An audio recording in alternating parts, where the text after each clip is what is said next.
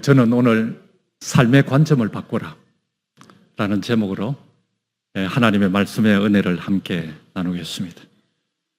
여러분, 저 전공이 건축이잖아요. 건축에는 크게 두 가지 파트가 있습니다. 하나는 시빌이고, 그 시빌 엔지니어가 있고요. 아키텍처럴 엔지니어가 있습니다. 시빌 엔지니어는 주로 다리 공사, 토목 공사를 하는 것도 시빌 엔지니어고, 미국에서는 그 시빌 엔지니어가 바깥에서 건축물을 직접 시공하는 사람들을 다 시빌 엔지니어라 그럽니다. 그러면은 아키텍처럴 엔지니어, 제가 전공한 아키텍처럴 엔지니어는 무엇인가 하면은 건축물을 디자인하고 설계하고 도면을 그리고 하는 사람입니다. 저는 참 이 학교 다니면서 그 설계 도면을 많이 그렸습니다. 지금은 컴퓨터 프로그램화되어 있어서 오토캐드라는 프로그램이 너무 잘 되어 있어서 다 컴퓨터로 도면을 다 디자인하고 그립니다.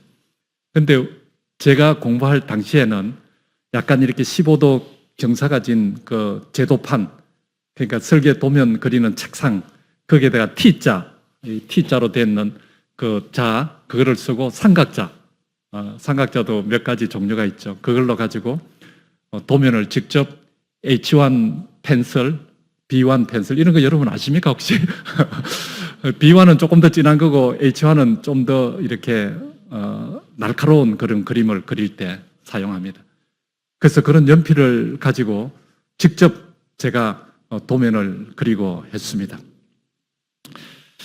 그런데 보는 시각에 따라서 도면을 그리고 그 청사진에 따라서 그 블루프린트에 따라서 집을 짓습니다. 건축물을 짓는 것이죠. 그래서 그 시각에 따라서 평면도가 있고, 여러분들이 평면도 하면은 방이 어느 위치에 이렇게 놓여 있고 하는 그 평면도, 그게 평면도예요. 위에 이렇게 건축물을 딱 잘라서 1층, 2층, 3층 이렇게 잘라서 거기에 방의 배치 이런 것을 그리는 도면이 평면도예요. 그리고 인면도는 건축물이 이렇게 지어졌을 때 예상을 하고 정면에서 보는 것을 정면도라 그러고 뒤에서 보는 걸 배면도라 그러고 옆에서 보는 걸 측면도라 그럽니다. 그러니까 이 땅에서 인면도로 이렇게 보는 것이죠. 그리고 단면도는 어떤 중요한 부분을 섹션 이렇게 잘라가지고 그 부분을 디테일하게 그리는 것을 단면도라고 합니다.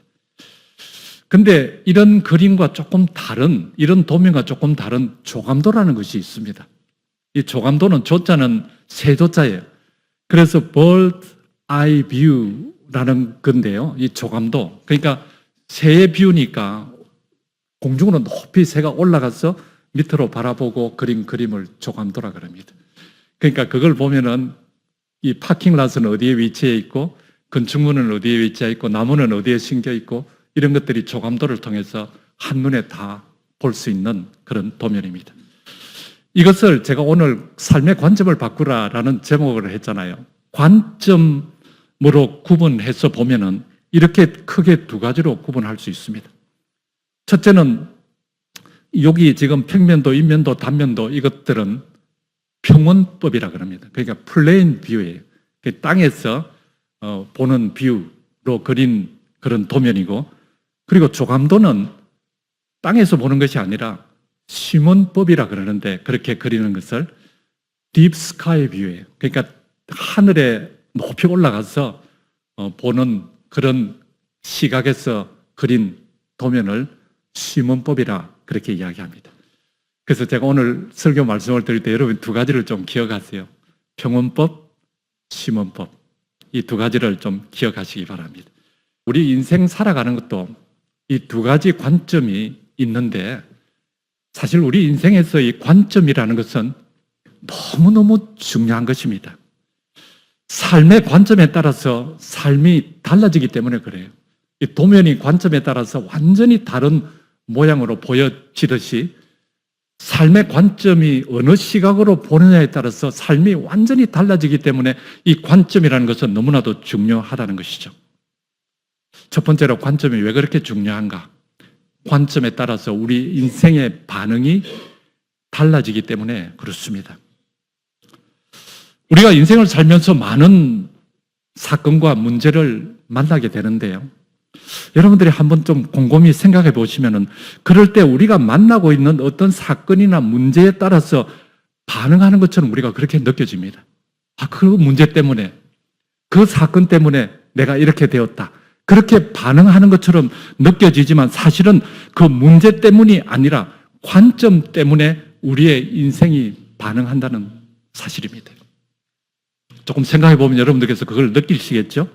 내가 어떤 관점에 서 있느냐에 따라서 그 문제에 대한 우리의 반응이 달라진다는 것이죠. 이스라엘 백성들이 모세의 인도함을 받아서 애굽에서 나온 후 홍해 앞에 섰을 때, 제가 홍해 앞에서라는 설교를 한번 한 적이 있는데요. 그 홍해 앞에는 두 가지 관점이 있었습니다. 첫째는 홍해 앞에는 홍해가 먼저 가로막고 있었고, 그리고 뒤에는 어때요? 뒤에는 애굽의 정예 그 기마병들이 이스라엘 백성들을 추격해 오고 있었고, 사실은 이것은 이스라엘 백성들에게 있어서는 끝을 의미했습니다. 갈 데가 없는 진퇴양난인 것이죠. 죽음을 의미한 것입니다. 그런데 그럴 수밖에 없는 것은 이스라엘 백성들이 왜 그렇게 그 자리에서 아예 여기서 우리를 죽게 할 것 같으면 왜 우리를 애굽 땅에서 나오게 해서 여기서 죽게 하느냐고 그렇게 불평한 것은, 그 이유는 그들이 지금 평원법적 시각으로 이 사건을 해석하고 있기 때문에 그렇습니다. 그렇게 그들은 이 땅의 시각에서 그 사건을 보니까 그 반응이 어떤 것인가 하면은 죽음이고, 그리고 좌절이고 절망으로 나타나는 것입니다. 그래서 모든 사람들이 다 원망하고 불평했습니다.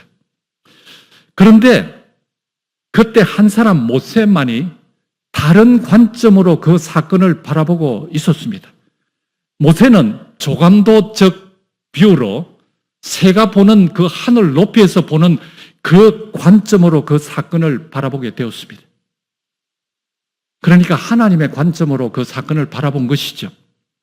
그랬더니 여러분 어떤 일이 일어납니까? 출애굽기 14장 13절에 보면 모세가 백성들에게 이르되 너희는 두려워하지 말고 가만히 있어서 여호와께서 오늘 너희를 위하여 행하시는 구원을 보라, 그렇게 말씀하는 거예요. 여기에 너희가 오늘 본 애굽 사람을 영원히 다시 보지 아니하리라. 둘 다 똑같은 상황을 맞이하고 있잖아요. 여러분 기억하십시오. 오늘 이것만 기억하시면 저는 하나님께 너무 감사합니다. 어떤 사건에 대한 반응은 사건에서 오는 것이 아니라 관점의 문제입니다. 여러분들께서 절대 이것에 속지 마시기 바랍니다. 사탄은 우리에게 계속해서 속이는 것이 하나 있는데 너희들이 눈에 보이는 것이 진실이라고 말하는 거예요. 그런데 우리 눈에 보이는 건 진실이 아니라 사실은 사실이잖아요. 그러나 진실은 분명히 다른 데 있음을 신앙인은 너무나도 잘 알고 있는 것이죠. 아마 여기 여러분들께서 좋은 옷을 입고 정말 행복한 얼굴을 하고 하나님의 말씀을 갈급하는 심령을 가지고 그렇게 예배를 드리고 있지만 우리 모두에게도 어쩌면 어떤 문제가 다 있을지도 있습니다. 경제의 문제도 있을 수 있고 건강의 문제도 있을 수 있고 가정의 문제도 다 우리가 가지고 있습니다. 그런데 보통 우리는 그런 문제들 때문에 상황이 어렵고 힘들다고 생각하기가 쉬운 것이죠. 그런데 여러분, 성경은 뭐라고 말씀하십니까? 오늘 우리 주변에서 일어나고 있는 어떤 사건과 어떤 문제의 문제가 아니라 그것을 바라보고 있는 내 관점의 문제임을 성경은 우리들에게 가르쳐주고 있습니다. 어떤 사람은 땅에서 두 발을 딛고 평온법으로 그 문제를 바라봅니다. 그런데 여러분 똑같은 상황이지만 그 문제에서 나와서 한 번도 다친 적이 없는, 기억하시기 바랍니다. 한 번도 다친 적이 없는 바로 하늘이 열려 있은 것입니다. 그래서 하늘 위로 올라가서 하나님의 관점으로 다시 한번 그 홍해의 사건, 내 가정의 사건을 조명해서 보니까 평원법적으로 바라보고 있는 그 사실이 아니라는 것을 우리가 알게 되는 것입니다. 우리 인생에서 여러분 그런 경험을 많이 하고 계십니까? 우리 삶에서 경험하게 되는 진짜 사실이 무엇인가 하면 하나님의 관점으로 바라보는 것, 그것이 진실이라는 사실을 여러분 기억하게 되시기를 바랍니다. 우리가 그것을 잊어버리면 안 돼요. 그래서 사실과 진실의 진짜 차이는 무슨 차이인가 하면 사건의 차이가 아니라 관점의 차이라는 것이죠. 저는 우리 모든 성도님들은 땅의 관점이 아니라 우리의 관점을 하나님의 관점에 초점을 맞추는 그러한 삶을 사시게 되시기를 간절히 바랍니다. 그러면 우리의 삶의 반응이 분명 달라지게 되는 것이죠. 왜 우리에게 그렇게 관점이 중요한가? 두 번째는 관점이 달라지면 그 문제에 대한 해석도 달라지기 때문에 그렇습니다. 사도 바울은 자신의 매임이 복음 전파의 증거가 되었다고 그렇게 고백합니다. 이 사실 이해할 수 없는 이야기잖아요. 자신의 매임이 어떻게 복음 전파의 증거가 될 수 있습니까? 그래서 빌립보서 1장 12절에는 이렇게 말씀합니다. 형제들아 내가 당한 일이 우리가 이야기하면 어떤 것일까요? 형제들아 내 가족 가운데 누군가가 건강 문제가 생겼는데 내가 그 일을 당했는데 형제들아 내 가정에 경제적인 문제가 왔는데 형제들아 상상하지도 못한 어떤 일이 발생했는데 내가 스스로는 아무것도 할 수 없는 그런 절박한 상황이 나에게 다가왔는데 그런 뜻입니다. 그런데 여러분 그 뒤에 한 단어를 여러분 주목해서 보시기 바랍니다. 여기에 형제들아 내가 당한 일이 내가 비록 매임은 받았지만 내가 감옥에 갇힌 그것이 어떻다고요? 도리어 여러분 이 뜻이 무엇입니까? 관점이 달라졌다는 것입니다. 지금 내가 이렇게 매여 있지만은 내 관점은 이렇게 달라졌다는 것을 도리어라는 단어로 사도 바울은 표현하고 있습니다. 여러분 잘 보십시오. 상황은 그대로입니다. 문제가 해결된 것도 아니에요. 관점이 바뀐 것뿐인 것이죠. 지금 바울은 로마 감옥에서 이 빌립보서를 쓰고 있습니다. 그렇게 가고 싶어 하던 로마였는데 정말 나는 할 수 있는 대로 로마에 있는 너희에게도 복음 전하기를 원하노라. 그렇게 가고 싶은 곳, 목숨을 걸고서라도 정말 죽음을 무릅쓰고서라도 가고 싶은 그 로마였는데 지금 제수의 신분으로 감옥에 매여 있는 것입니다. 그리고 그 상태에서 이 성경 빌립보서를 쓰고 있는 거예요. 여러분 이 땅에서 만약 평면적 시각으로 보면은 지금 로마 감옥에 있는 것이 분명합니다. 하나님은 분명 그가 로마에 가서 복음을 증거해야 된다고 그렇게 이야기를 하셨는데 그럼에도 불구하고 사도 바울의 처지는 지금 감옥에 죄수로 있는 것입니다. 제가 로마에 갔을 때 그 감옥을 봤어요. 얼마나 그게 정말 어려운 그런 좋지 않은 환경인지 바로 그 감옥이 조금 위쪽에 있고 그 밑에 보면은 로마 그 황궁이 보입니다. 그렇게 산 정상에 있으니까 또 추우면 또 얼마나 추웠겠어요. 그래서 디모데에게 그 마지막 편지를 하면서 내가 올 때 겉옷을 가지고 오라고 얼마나 추웠으면 그렇게 디모데에게 부탁을 했을까요? 그런 좋지 않은 환경에 있는 것은 완전히 복음 전파하는 모든 것이 다 막혀 있는 상태예요. 그런데 이러한 삶의 해석은 평면적 시각으로 보는 것입니다.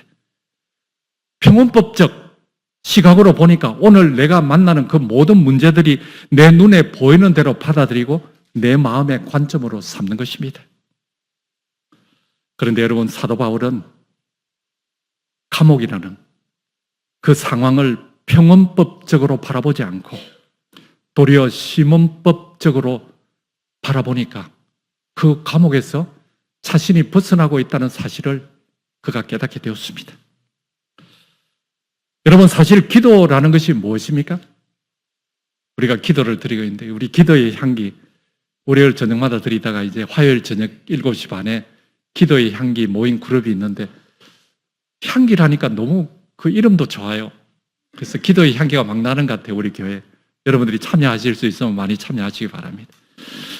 정로의 계단 93페이지에 보면 기도는 하나님을 우리에게로 내려오시게 함이 아니요 우리로 하여금 어떻게 하는 것이다고? 그에게 올라가는 것이다. 그래서 기도를 드리면서 여전히 많은 사람들이 왜 선지자가 이 글을 썼을까요?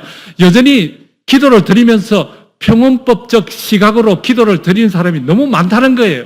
그래서 내가 지금 처해 있는 그 상황, 내가 어떤 것을 이루어야 되는 그 목표, 그것을 하나님을 오히려 불려내려서 내가 기도를 드리고 있다는 거예요. 하나님께서 이것을 해줘야 된다고.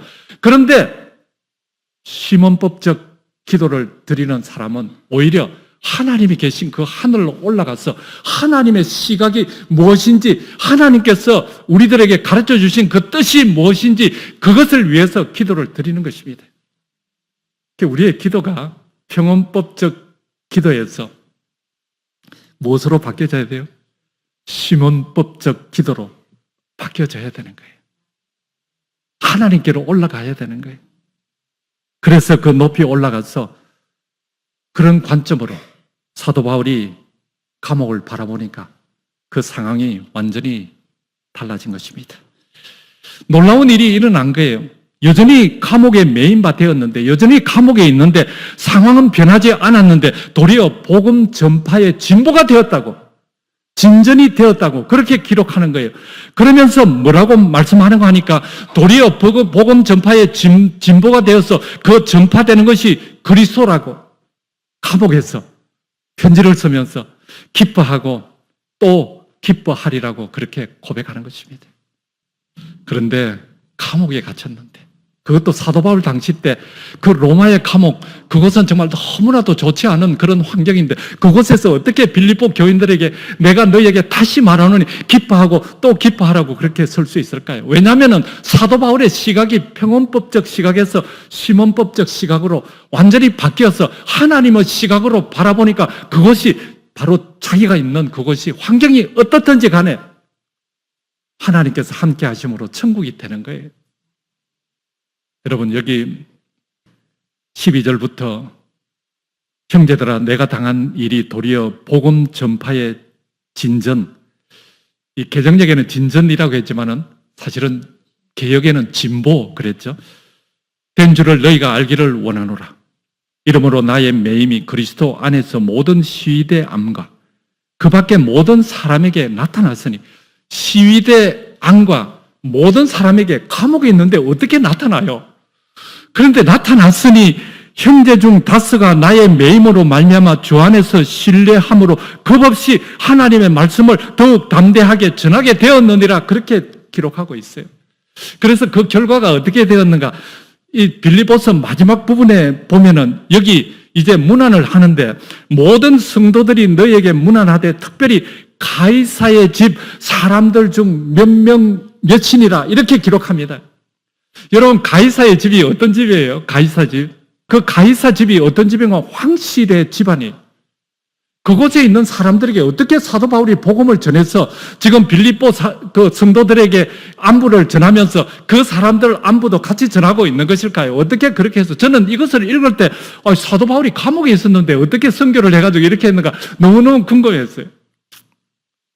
그런데 여러분, 어떤 기록에 보면은 사도 바울이 지키는 이 시위대는 하루에 4개조로 편성이 되어서 사도 바울을 이렇게 교대로 감시하는데 6시간씩 사도 바울과 함께 있는 거예요. 죄수들이 도망가는가 도망가지 않는가 지키기 위해서. 그러면 그때 사도 바울이 어떻게 했을 것 같아요? 복음을 전하기 위해 온 세상에 다니면서 그 복음의 열정이 불타오르고 있었는데 감옥에서 시위대들을 만났는데 가만히 있었을까요? 사실 여러분, 우리가 이렇게 알잖아요. 경험하잖아요. 복음을 전하는 것은 많은 시간이 걸리는 것이 아니라 하나님께서 그 10년 가운데 함께 하면 잠깐 이야기했는데도 그 사람이 평생 신앙인이 되는 그런 경험을 우리가 하잖아요. 저는 괌에서 그런 경험을 했어요. 그냥 지나가는 말로 했는데 이 사람이 교회를 나왔어요. 그래서 사도 바울이 얼마나 진실되게 그 복음을 전했겠어요. 그곳에서 감옥에 있었지만은 복음의 눈으로 그들을 전도하고, 그리고 그렇게 그 상황을 보니까 자기가 선교할 수 있는 그 감옥이라는 것이 오히려 무엇이 되었는가? 사람들이 저절로 찾아오니까.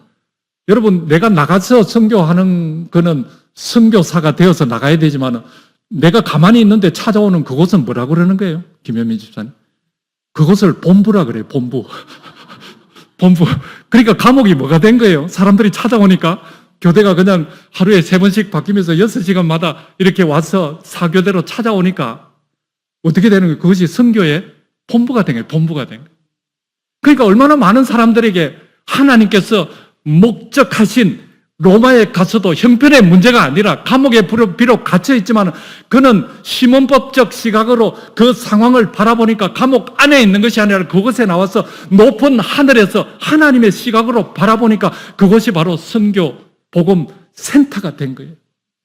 그 사람들에게 복음을 전했으니까 가이사의 집 사람들에게까지, 황실의 사람들에게까지도 복음이 전거되는 것이죠. 얼마나 진짜 놀라운 일입니까? 여러분, 우리의 관점을 어떻게 바꿀 수 있습니까? 이 4가지로 여기서 우리들에게 말씀하고 있습니다. 첫째는 너희의 강구와 그랬습니다. 첫 번째는 강구에 성도들의 기도에 성도들의 기도가 사도 바울의 관점을 바꿨습니다. 그런데 여러분, 이것은 성도들의 기도지만 이 말씀 가운데는 뭐까지 그 속에 이렇게 포함이 되어 있는가 하니까 사도 바울이 기도한 것도 포함이 되어 있어요. 그래서 사도 바울이 성도들에게 권면할 때 어떻게 권면하는 거예요? 너희들이 항상 기뻐하라, 쉬지 말고 뭐하라? 기도하라. 그러니까 쉬지 말고 얼마나 간절한 기도를 사도 바울이 드렸을까요? 그래서 우리가 이런 기도를 드리면 우리의 시각이 바뀌어지게 되는 거예요. 이제 우리가 기도를 드릴 때 무엇을 위해서 기도를 드려야 합니까? 평원법적 시각이 시몬법적 시각으로 바뀌게 해달라고 그 기도의 제목을 놓고 하나님께 기도를 드려야 하는 것입니다. 그랬더니 두 번째는 성령의 도우심으로. 이 성령의 도우심은 제가 조금 더 설명을 드리겠습니다. 그리고 나를 구원에 이르게 할 줄을 아는 거로 이 구원의 확신이 있어야 되는 거예요. 그래야 시몬법적 시각으로 바뀌어진다는 것이죠. 그리고 네 번째는 내 몸에서 그리스도가 존귀하게 되어야 하는 거예요. 그러니까 우리의 삶의 주인이 누가 되어야 한다고요? 우리가 시몬법적으로 바뀌어지려면 예수 그리스도가 되어야 되는 거예요. 여러분, 그게 사람이 그렇게 변하지 않는데 어떻게 우리가 변화될 수 있는가? 이 4가지가 사도 바울의 관점을 하나님의 관점으로 바뀐 것입니다. 첫째는 뭐예요? 기도. 두 번째는 성령의 도우심. 세 번째는 구원의 확신. 그리고 네 번째는 내 몸에서 누가 존귀하게 될 때? 예수 그리스도가 존귀하게 될 때, 그분이 나의 주인이 될 때, 그때 우리의 시각이 바뀌게 됨을 우리들에게 가르쳐주고 있습니다. 여러분, 관점을 바꾸는 비결 가운데 가장 중요한 것은 성령의 도우심입니다. 여기 로마서 8장 6절에서 9절에 보면 육신의 생각은 사망이요. 여러분, 한번 잘 보십시오. 육신의 생각, 이 평원법적 관점, 플레인 뷰를 이야기하는 거잖아요. 그런데 영의 생각, 이것은 뭔가 하면은 시몬법적 관점을 이야기하는 거예요. 그 영의 생각을 주게 하는 것이 누구라고요? 그분이 바로 성령님이시라는 거예요. 이것은 딥 스카이 뷰예요. 그냥 스카이가 아니라 딥 스카이 뷰. 이것이 바로 시몬법적 시각으로 바뀌어주는 거예요. 만일 너희 속에 하나님의 영이 거하시면, 너희가 관점이 바뀌어지면 너희가 육신에 있지 아니하고 영에 있나니 누구든지 그리스도의 영이 없으면 그리스도의 사람이 아니라. 그래서 여러분, 그리스도인은 어떤 사람인가? 한마디로 사도 바울이 우리들에게 가르쳐 주시고 계시는데 그것이 뭔가 하면 바로 하나님의 관점으로 바뀌어진 사람이 그리스도인이라고 우리들에게 가르쳐 주고 있습니다. 여러분, 관점이 바뀌지 않으면 그리스도인이 아니다. 이것은 정말 너무나도 놀라운 사실이에요. 여러분들의 관점이 오늘 이 순간 성령님의 강력한 임재를 통해서 바뀌어지게 되시기를 간절히 바랍니다. 바뀌어지되 어떤 관점으로? 더 삐뚤어진 관점으로 바뀌어지는 것이 아니라 바로 하나님의 관점으로 바뀌어지시는 저와 여러분들이 되시기를 바랍니다. 여러분, 우리는 영적 이스라엘이에요. 이스라엘의 의미는 하나님과 겨루어 이겼다라는 의미도 있지만 사실은 문자적인 의미는 하나님을 보는 사람이에요. 여러분, 여기 히브리어 이렇게 저게 히브리어인데 저기 빨간 부분은 이쉬라는 건데 사람을 뜻하고, 그러니까 이스라엘 이 단어가 세 단어가 합성되어서 만들어진 단어예요. 그 빨간 부분 이쉬는 뭔가 하면은 사람이라는 뜻이에요. 라라는 것은 본다는 거예요. 엘은 뭐예요? 엘? 하나님이에요. 그러니까 이것을 그대로 해석하면 뭐예요? 하나님을 보는 사람이에요. 저와 여러분들은 하나님을 보는 사람이에요. 그때 너희가 그리스도 밖에 있었고 이스라엘 나라 밖에 있었지만 지금은 이스라엘이 되어서 하나님을 보는 사람이 되었다는 거예요. 여러분, 하나님을 본다는 것은 하나님이 눈에 보이지 않는데 어떻게 보는 거예요?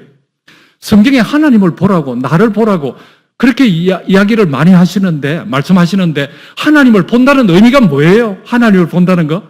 그것은 다른 것이 아니라 하나님을 보는 것은 하나님의 관점으로 바뀌어지는 거예요.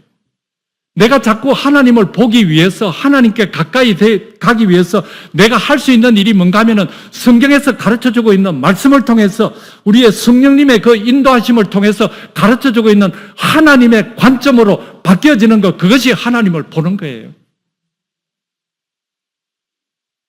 여러분, 신앙인은 시각이 달라져야 돼요. 그랬더니 사람이 달라 보이게 되는 것입니다. 사람이 변해서 달라 보이는 게 아니라 내 시각이 변하니까 다른 사람이 달라 보이는 거예요. 신앙인은 이런 말 하면 안 됩니다. 나 같으면 그렇게 안 했을 거다. 그게 사실 모든 문제의 발단이거든요. 그러니까 누구의 시각으로 보는 거예요? 평면적 시각, 나의 시각으로 보는 거예요. 나 같으면 그렇게 안 했을 거라고. 내 같으면 훨씬 더 잘했을 거라고. 모든 문제의 발단이에요. 그런데 신앙인은 어떻게 해야 되는가 하면은 하나님께서는 그것을 볼 때, 어떤 사건을 볼 때 하나님께서는 어떻게 하셨을까라는 시몬법적 관점으로 바뀌어진 사람이 그리스도인이에요. 저런 상황에서 하나님께서는 어떻게 했을까? 나 같으면 저렇게 하지 않았을 거다. 그렇게 말했을까요? 하나님 같으면? 하나님께서 우리의 모습을 보고 야, 나 같으면 너처럼 그렇게 안 했을 거다. 그렇게 말씀하실까요? 그랬다가는 우리가 큰일 나겠죠? 하나님께서는 분명히 그렇게 하시지 않는 거예요. 우리를 통해서 우리의 마음에 감동을 주셔서 오히려 그 사건을 위해서 기도하게 해주고 오히려 더 마음에 청은한 마음이 생기도록 해주고 더 사랑해야겠다는 그런 마음이 생기게 해주는 것, 그것이 하나님 관점이잖아요. 여러분, 신앙인은 그렇게 바뀌어지는 거예요. 신앙인은. 그래서 우리의 관점이 계속해서 바뀌어져야 되는 것입니다. 이사야는 66장으로 되어 있습니다. 근데 39장까지는 이 성경 전체를 요약한 책이라 그러잖아요. 이사야서를. 39장까지는 뭐라 그래요? 오실 그리스도에 대해서, 그리고 40장부터 66장까지는 이 땅에 오신 그리스도에 대해서 이야기를 하고 있습니다.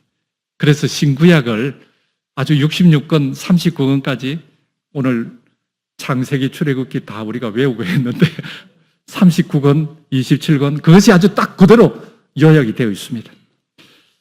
그런데 40장에 대해서 이 땅에 오신 예수 그리스도, 이사야가 처음에 이사야서를 시작하면서 화로다. 내가 입술이 부정하다고. 누가 핀 숯을 내 입에 좀 갖다 대달라고. 누가 하나님 말씀하시는데 누가 그 일을 위해서 갈고, 그렇게 하던 이사야가 40장에 들어와서 누구를 만났는가 하니까 예수 그리스도를 만나게 됩니다. 그러니까 예수 그리스도를 만나게 되니까 그의 관점이 완전히 바뀌어져서 이 이사야 40장 31절에는 우리 한 목소리를 같이 좀 읽겠습니다. 같이 읽겠습니다. 시작. 오직 여호와를 앙망하는 자는 새 힘을 얻으리니 올라감 같을 것이요 다른 박질 하여도 곤비하지 아니하겠고 걸어가도 피곤하지 아니하리로다. 여러분, 여기 여호와를 앙망하는 자가 어떤 자예요? 바로 관점이, 제가 이 앙망한다는 것은 말 그대로 하면은 내가 보이는 이 시야 넘어 밖을 보는 것을 앙망이라 그러잖아요. 그러니까 그게 뭔가 하면은 바로 우리의 관점이 시몬법적 관점으로 바뀌어진 것을 이야기하는 것입니다. 새 힘을 얻으리니 독수리가 날개치면서 하늘 높이 올라간 것처럼, 이거 어떻게 조감도하고 똑같죠? 그렇죠? bird eye view. 그렇게 올라가서 보니까 내가 다른 박질을 하여도 곤비하지 않아갖고 걸어가도 피곤하지. 내가 지금 당하고 있는 그 모든 사건과 문제들이 더 이상 문제가 되지 않는다는 것입니다. 여호와를 앙망하니까. 여러분, 정말 잊지 말게 되시기를 바랍니다. 신앙인은 삶의 관점을 바꾸는 사람이에요. 여러분, 성경 암송 결과, 오늘 우리 성경 암송을 했는데, 내 영혼아 여호와를 송축하라. 내 속에 있는 것들아 다 그 성호를 송축하라. 내 영혼아 여호와를 송축하며 그 모든 은택을 잊지 말지어다. 형제가 연합하여 동감이 어찌 그리 선하고 아름다운가. 헐몬의 이슬에 흘러내린 같도다. 내가 거기서 폭을 명하였노니 곧 영생이로다. 여러분, 우리가 이렇게 하나님의 말씀을 암송하는 그 진짜 근본적인 목적이 뭡니까? 우리의 관점이 하나님의 관점으로 바뀌어지기 위해서 성경 말씀을 그렇게 사모하고 그 말씀을 외우는 거예요. 그래서 오늘 성경 말씀 외우신, 앞에 나와서 외우신 분, 아마 여기 계신 분들도 외우신 분들이 거의 태반이 다 할 거예요. 우리들의 관점이 하나님의 관점으로 말씀으로 인해서 바뀌어지는 저와 여러분들이 될 수 있기를 간절히 바랍니다. 관점이 바뀌면 우리의 문제가 해석이 달라지는 것입니다. 우리의 신앙 삶이 이제 정말 독수리가 날개치며 올라갈 그런 새 힘을 얻는 그런 신앙이 될 것입니다.